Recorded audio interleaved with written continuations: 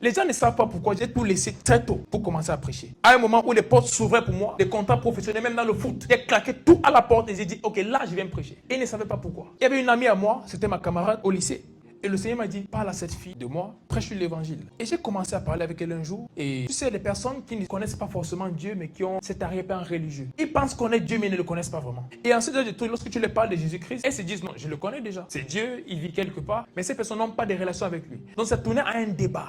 Et je me suis dit, c'était pas la bonne chose à faire, de débattre par rapport au sujet. Il fallait juste parler avec elle et prier après. C'est ce que j'ai fait. Alors, lorsqu'il y a eu le confinement en 2020, j'étais au Nigeria et lorsque je suis rentré, elle m'a dit, invite-moi pour venir voir l'un de tes matchs de foot. Je me suis dit, d'accord, je vais le faire. Mais qu'est-ce qui s'est passé? Lorsque je suis rentré au Cameroun, j'ai eu quelque chose par rapport au football pour aller en Ukraine. Et j'étais occupé à faire toutes ces choses-là. Et je suis allé en Ukraine. Je n'ai pas pu l'inviter pour venir voir le match de foot qu'elle m'avait demandé. J'arrive en Ukraine un matin. Je vois les statuts des camarades, des anciens amis de l'école. Je vois repose en paix et je vois la photo de cette fille. J'ai d'abord dit, ce n'est pas possible. J'ai dit, c'est absolument pas possible. Je ne pouvais pas croire que c'était vrai. Et jusqu'à ce que des personnes très proches d'elle commencent à poster la chose. Et sa meilleure amie m'écrit et me dit, Samy, ta petite sœur est partie.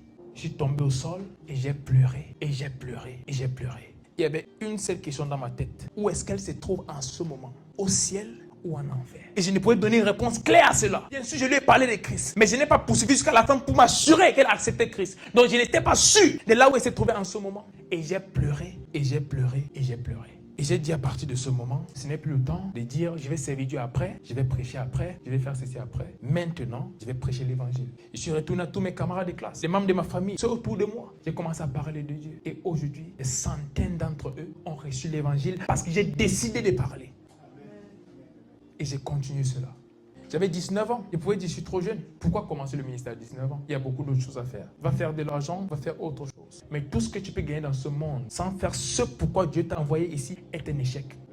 Si tu quittes cette terre sans faire ce pourquoi le Seigneur t'a envoyé ici, tu as échoué. Et en tant que jeune, la Bible nous dit dans le livre d'Ecclésiaste, souvenez-vous de votre Créateur pendant les jours de votre jeunesse. Parce que les jours arrivent où vous direz, vous n'avez plus de plaisir à ces choses. Il y a un âge auquel, même si je veux faire des choses pour Dieu, l'énergie pour faire ces choses n'est plus là. Et c'est l'heure de servir Dieu, c'est maintenant. Ne remets pas à demain ce que Dieu attend de toi aujourd'hui. Donne-toi à servir Dieu maintenant. Mais pour servir Dieu fidèlement, il faut méditer la parole de Dieu. Tu ne peux le représenter sans le connaître.